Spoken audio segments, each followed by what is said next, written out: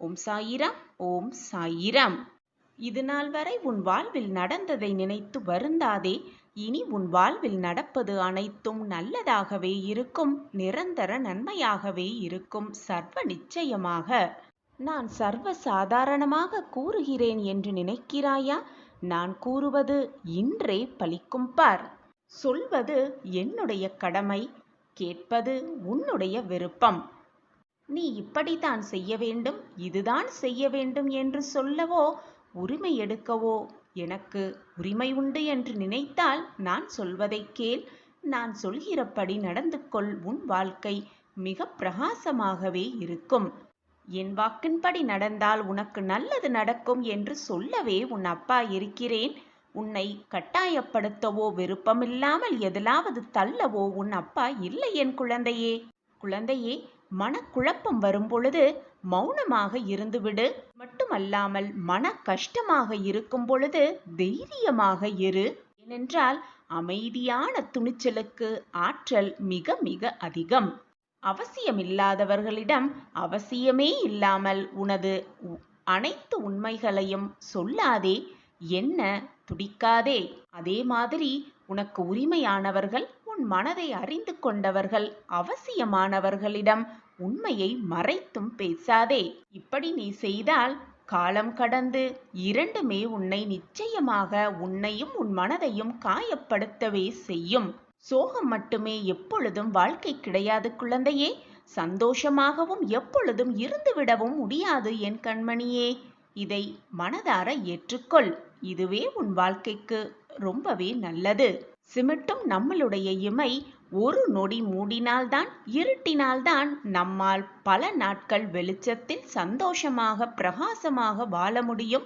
இதுதான் வாழ்க்கையின் நியதியும் கூட. வருடங்கள் கடந்து கொண்டே இருப்பதால் வாழ்க்கை மாறிவிடாது.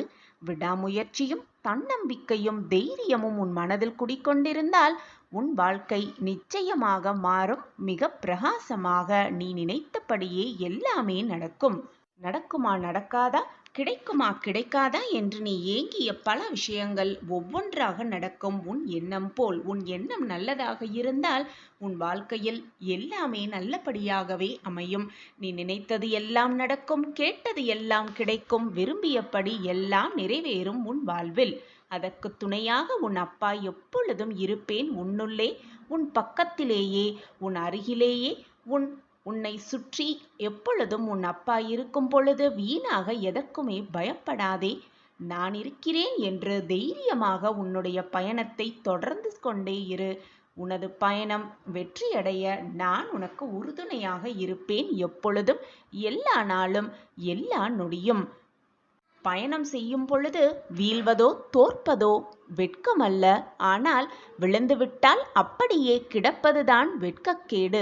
எனவே வீழ்ந்தால் உடனே எழுந்து நட. வீர நடை போடு. வெற்றி நிச்சயம். திடீர் திருப்பத்தால் நம் வாழ்க்கையில் எல்லா பிரச்சனைகளும் தீர்ந்து நம் வாழ்க்கையும் மற்றவர்கள் வாழ்க்கை போல சந்தோஷமாக மாறிவிடாதா என்று ஏங்கிக் கொண்டிருக்கிறாய். எண்ணத்தை நான் அறிந்துவிட்டேன் குழந்தையே. உன் எண்ணம்படி உன் வாழ்க்கையில் பல அதிசயங்களை நிகழ்த்த நான் வருவேன். உன் இல்லம் தேடி வருவேன். காரணம் இல்லாமல் என் முகம் உன் கண்ணில் படவில்லை. கண்ணிமைக்கும் நேரத்தில் அனைத்தையும் உனக்காகவே மாற்றி அமைப்பேன். என்னை முழுவதுமாக நம்பினால் இது உனக்கு நன்றாகவே புரியும். கண்முன்னே வருவேன். உன் கண்களுக்கு காட்சி தருவேன். என்னை அறிந்து கொள்ள முடிந்தவர்கள், என்னை புரிந்து கொள்ள முடிந்தவர்களால் மட்டுமே என்னை அறிந்து கொள்ளவும் முடியும், புரிந்து கொள்ளவும் முடியும். நம்பிக்கையோடும் பொறுமையோடும் இருப்பவர்கள் கண்களுக்கு நிச்சயமாக உன் சாயிநாதர் தெரிவேன். என்னுடைய ஆசிர்வாதம் எப்பொழுதுமே அவர்களுக்கு உண்டு. தினமுமே கைகூப்பி வணங்கிக் கொண்டுதான் இருக்கிறாய். உன்னுடைய மன குமுறல்களை எல்லாம் கண்ணீரோடு என்னிடம் கொட்டிக்கொண்டுதான் இருக்கிறாய்.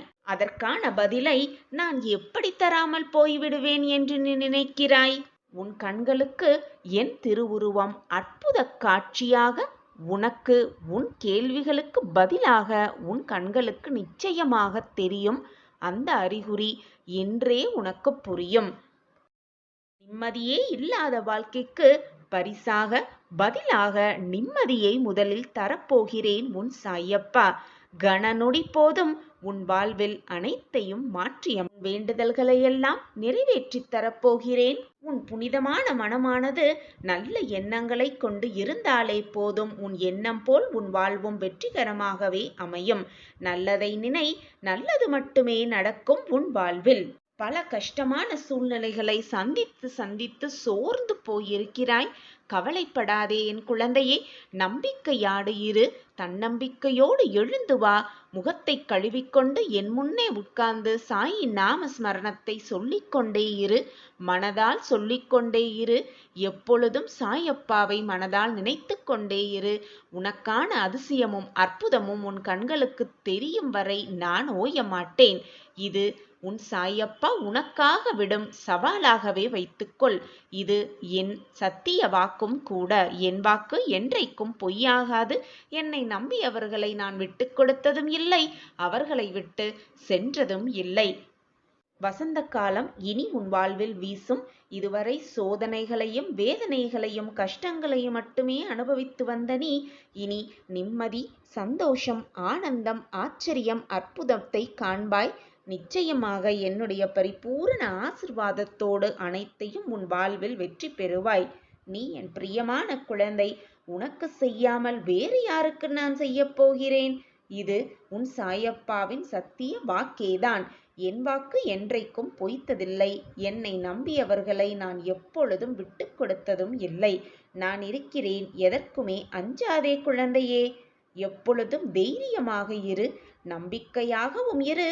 பொறுமையாகவும் இரு. வாழ்க்கையில் அனைத்தையும் எட்டி பிடித்து விடலாம் நிச்சயமாக.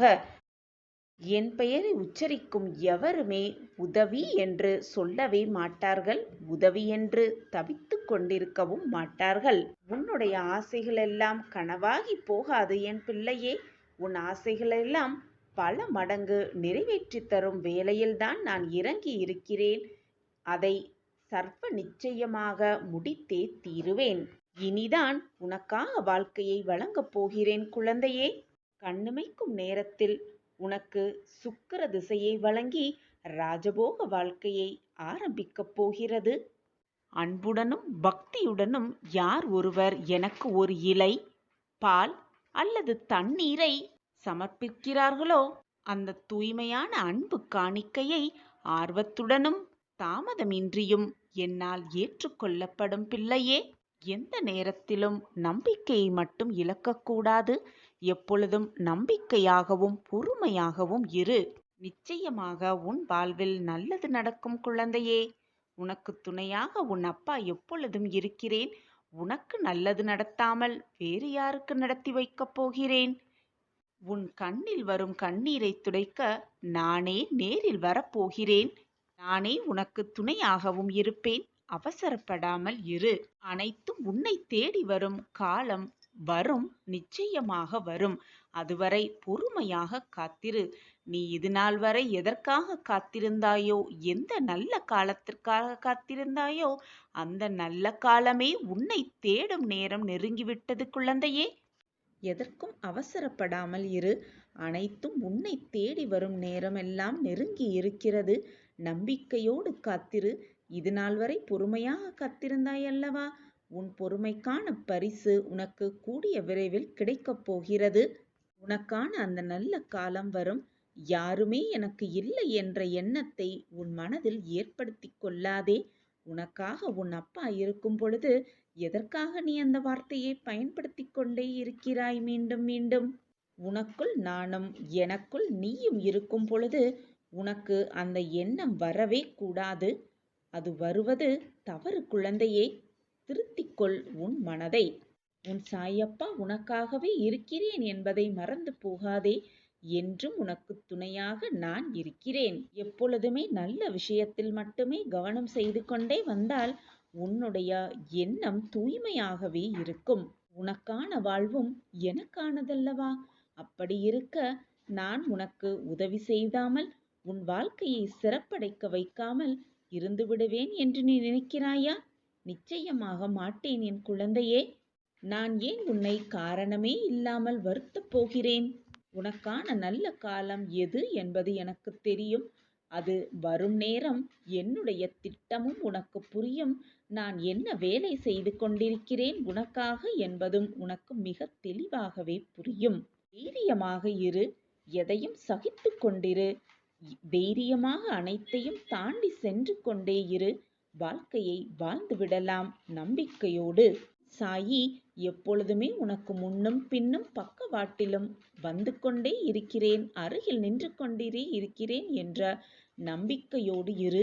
நான் உனக்கு துணையாக எப்பொழுதும் இருப்பேன் என் பிள்ளையே. நான் ஒன்றை உனக்கு கொடுக்க வேண்டும் என்று முடிவு செய்துவிட்டால் பல சமயம் குழப்பமான மனநிலையில் நீயே அதை விட்டு விலகி சென்றாலும் கூட அது நிச்சயமாக உன்னை வந்தடைந்தே தீரும் என் குழந்தையே. நான் உன்னிடம் நிச்சயமாக அதை சேர்த்தே தீருவேன். காரணமில்லாமல் நான் எதையும் செய்யவே மாட்டேன். தைரியமாக இரு. உனக்கு துணையாக உன் அப்பா எப்பொழுதும் உன் அருகிலேயே இருந்து கொண்டிருக்கிறேன் என்பதை மறந்தும் கூட மறந்து விடாதே.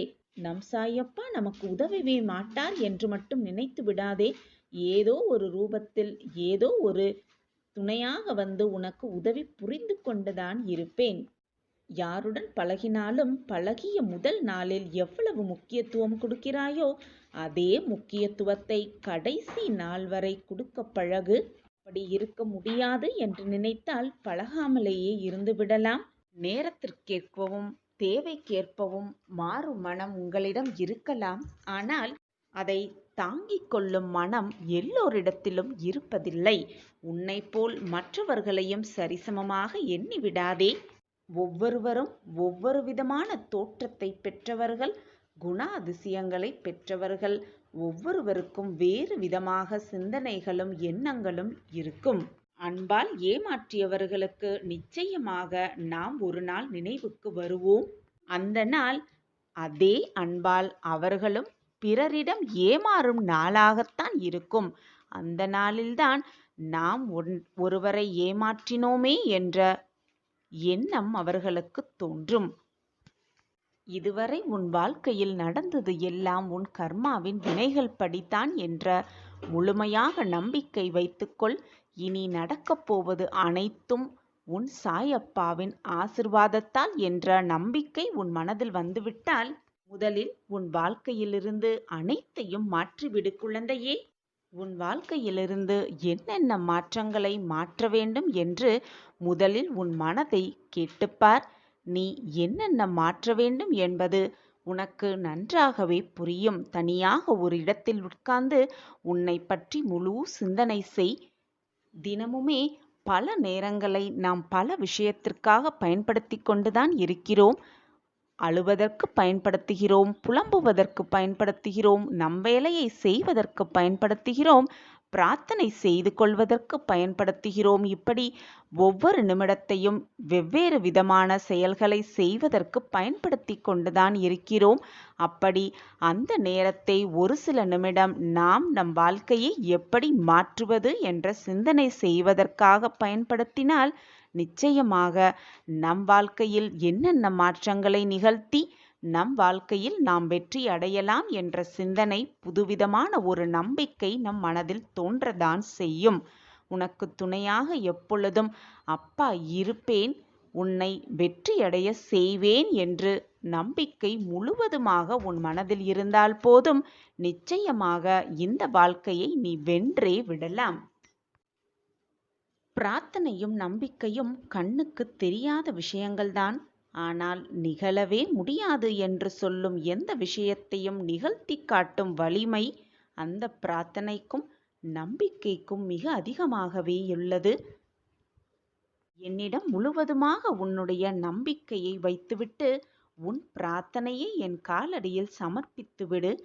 நடக்கவே நடக்காது என்று நினைத்த விஷயங்கள் எல்லாம் நிச்சயமாக நிகழ்த்தி காட்டும் வல்லமை உன் சாயப்பாவிற்கு உண்டு என்று நீ நம்பினாலே போதும். அந்த நம்பிக்கைக்கே உன் வாழ்க்கையில் அனைத்தும் உனக்கு வெற்றியாகவே முடியும்.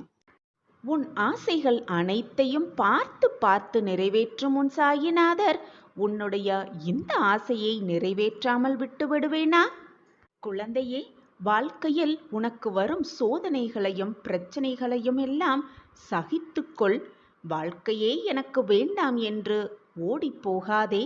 வாழ்க்கையில் நீ வெற்றிகளை அடைய வேண்டுமென்றால் சில பல பிரச்சனைகளை சகித்து கொண்டுதான் போக வேண்டும். நான் உன்னிடம் அடிக்கடி கூறுவது போல் உனக்கு வந்திருக்கும் இந்த அவமானங்கள், புறக்கணிப்புகள், அவமரியாதைகள், வேதனைகள் எல்லாமே உன் வெற்றிக்கான படிகளாகவே இருக்கும் என்பதை தான் மீண்டும் மீண்டும் நான் வலியுறுத்திக் கொண்டே இருக்கிறேன். இவற்றையெல்லாம் நீ சகித்து கொண்டுதான் ஆக வேண்டும். சில நேரங்களில் இவற்றையெல்லாம் நீ சகித்து கொண்டு புறக்கணித்துவிட்டு முன்னேறி வந்து கொண்டுதான் இருக்க வேண்டும். ஏனென்றால் இவர்களுக்கு பின்னாலேயே நீ ஓடிப்போடிக் கொண்டிருந்தால் நீ முன்னேறும் காலம் உனக்கு தடைப்பட்டு விடுமல்லவா? எனவே சில சமயம் அனைத்தையும் சகித்துக்கொள், சில சமயம் அதை புறக்கணித்துவிட்டு உன் வாழ்க்கையை நீ ஓடிக்கொண்டே இரு. உனக்கு பின்னால் இருந்து கொண்டு நீ இப்படி வாழ்கிறாயே, உன் வாழ்க்கையை இவ்வளவு மோசமாக வாழ்கிறாயே என்று உன்னையே பற்றி புறம் பேசுபவர்கள் வார்த்தைகளை விட்டுவிடு. காதில் வாங்கி கொள்ளாதே. உன் மனதிற்கு எது சரி என்று படுகிறதோ, உன் மனதிற்கு இதுதான் சரி என்று படுகிறதோ அதை மற்றவர்களுக்காக மாற்ற எண்ணாதே. ஏனென்றால் உன்னை பற்றி புறம் பேசுபவர்களெல்லாம் உனக்கு பின்னால் இருந்து கொண்டிருக்கிறார்கள். ஆனால் நீ அவர்களுக்கு முன்னால் ஓடிக்கொண்டிருக்கிறாய் என்பதை மறந்து விடாதே. ஓடுவதை அவர்கள் சொல்வதற்காக, அவர்கள் பேச்சிற்காக நீ நிறுத்தினாயென்றால் அவர்கள் முன்னேறி விடுவார்கள் உன் வாழ்வில். உன் வாழ்வு அப்படியே தேங்கிவிடும். எனவே குழந்தையே, எதையுமே காதில் வாங்கிக் கொள்ளாமல் ஓடிக்கொண்டே இரு. விழுந்தாலும் மீண்டும் எழுந்து ஓடிக்கொண்டே இரு, முயற்சித்து கொண்டே இரு. நிச்சயமாக வெற்றி என்னும் இலக்கை நீ எட்டி பிடிப்பாய் மிக சுலபமாக. நீ ஓடிக்கொண்டே இரு.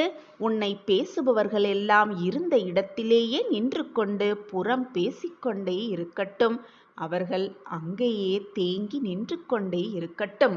முன்னேறிக்கொண்டே இரு. அவர்கள் கூறுவதற்கெல்லாம் நீ பதில் சொல்ல வேண்டும் என்று நினைத்தால் நீ பின்னோக்கிதான் செல்ல வேண்டும் குழந்தையே. நீ பின்னோக்கி சென்றால் அவர்கள் இடத்திலேயே நீ நின்று கொண்டே இருக்க வேண்டியதுதான். பின் வாழ்வில் நீ முன்னேறப் போகும் பாதையே உன் கண்களுக்கு தெரியாது. எனவே குழந்தையே, எப்பொழுதும் மறந்தும் கூட உன் அடியை பின்னோக்கி எடுத்து வைக்காதே. முன்னேறிக்கொண்டே இரு, ஓடிக்கொண்டே இரு, முன்னேறிக்கொண்டே இரு. வாழ்க்கையை வெல்லலாம். வா குழந்தையே. குழந்தையே, நான் கூறுவதை கேள். என்னுடைய வாக்குப்படி உன் வாழ்வில் நிச்சயமாக நல்ல மாற்றங்கள் நிகழும். இதை முழுவதுமாக கேள், நம்பிக்கையோடு கேள். உன் வாழ்வில் நடக்கப் போகும் அதிசயத்தை பார்த்து நீ மெய்சிலிர்த்து நிற்கத்தான் போகிறாய். ஒரு ஊரில் ஒரு குரு வாழ்ந்து வந்தார். அந்த ஊரில் அந்த குருவை தரிசிப்பதற்காக ஒரு இளைஞன் வந்தானாம். அப்பொழுது அந்த குருவை பார்த்தவுடன் அந்த இளைஞன் கதறி அழ ஆரம்பித்து விட்டானாம். அதை பார்த்த குரு அந்த மனிதனிடம், ஏனப்பா அழுகிறாய்? உன்னுடைய கவலைகள் எதுவானாலும் என்னிடம் கூறு என்று கூறினாராம். உடனே அந்த இளைஞன், குருவே, என் வாழ்க்கையில் நிம்மதி என்ற சொல்லிற்கு இடமே இல்லை. எடுத்தது எல்லாம் தோல்வியில்தான் முடிகிறது. என் வாழ்க்கையில் என்னை மீட்டெடுக்க யாருமே இல்லை. என் வாழ்க்கை அப்படியே போய்விடும் போலிருக்கிறது. இந்த வாழ்க்கையிலிருந்து என்னை மீட்டெடுக்க ஏதாவது ஒரு வழியை கூறுங்கள் என்று கூறினானாம். அதை கேட்ட அந்த குரு புன்முறுவலோடு அந்த இளைஞன் கையில் ஒரு குவளை நீரையும் மற்றும் ஒரு கையில் ஒரு குவளை உப்பையும் கொடுத்தாராம். இந்த குவளையில் உனக்கு கொடுத்திருக்கும் இந்த உப்பை விட்டு அந்த நீரை அருந்து என்று கூறினாராம் அந்த குரு. அவன் குரு சொன்னது போல் அந்த உப்பை தண்ணீரில் விட்டு அதை அருந்தினான். 2 மடக்குக்கு மேல் அவனால் முழுங்கவே முடியவில்லை. உடனே குருவிடம், என்னால் முடியவில்லை என்று கூறினான். உடனே குரு மீண்டும் ஒரு குவளை உப்பை கொடுத்து, இதோ பக்கத்தில் தெரிகிறதே அந்த நதி, அதில் இந்த உப்பை கரைத்து அந்த நீரை அருந்து என்று கூறினாராம். அவனும் அதே போல செய்தான். அந்த உப்பை அனைத்தையும் நதியில் கரைத்தான். அந்த நதியின் தண்ணீரை குடித்தான். போதுமான அளவு தண்ணீரை குடித்ததும் தாகம் தீர்ந்ததும் அவன் குருவிடம் வந்தான். அதை பார்த்து கொண்டிருந்த அந்த குரு அவரிடம் கூறினான், நான் உன்னிடம் கொடுத்தது ஒரே அளவு உப்பைதான். ஆனால் முதல் முறை உன் கையில் குவளையில் கொடுத்தது மிக சிறிய அளவுள்ள நீர். அதனால்தான் அந்த உப்பின் அளவு, உப்பின் கரிப்புத்தன்மை அதிகமாக உனக்கு தெரிந்தது. ஆனால் நதியில் இருந்ததோ அதிகமான நீர். அதில் உப்பின் கரிப்பு சுவை உனக்கு தெரியவே இல்லை. இது போலத்தான் இளைஞா வாழ்க்கையும். மனது இப்பொழுது குவளை தண்ணீர் போல் இருக்கிறது. அதனால்தான் உன்னுடைய துன்பங்களும் துயரங்களும் உனக்கு மிக பெரியதாக தெரிகிறது. எப்பொழுது உன்னுடைய மனது நதியைப் போல் அகலமாக விரிவடைகிறதோ அப்பொழுது உனக்கு வந்திருக்கும் இந்த துயரங்களும் சோதனைகளும் வேதனைகளும் ஒரு பொருட்டாக கூட தெரியாது என்று அந்த குரு அந்த இளைஞனிடம் கூறினார். அந்த குரு சொன்னது, அந்த இளைஞனுக்கு மட்டுமில்லை குழந்தையே, உனக்கும் சேர்த்துதான் என்பதை புரிந்து கொள்.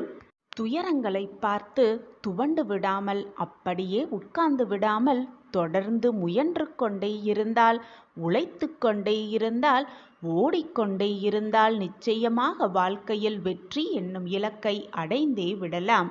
உனக்கு துணையாக எப்பொழுதுமே உன் சாயப்பா உன் அருகில் இருக்கும் பொழுது எதற்காக உனக்கு வரும் இந்த துயரங்களை பார்த்து நீ பயப்படுகிறாய்? நிலையே இல்லாத வாழ்க்கையில் உன் துயரங்கள் மட்டும் உன்னிடமே நிலையாக இருந்து விடுமா? உன்னுடைய துயரத்திலும் கூட என்னை அரவணைத்துக்கொள்.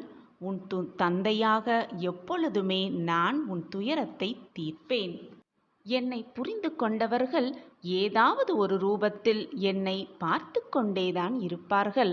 உன்னை கீழே விழவைக்க 1000 உறவுகள் இருந்தாலும் உன்னை தூக்கி நிறுத்த நான் ஒருவர் மட்டுமே உனக்கு உண்டு என்பதை புரிந்து கொள் கண்மணியே.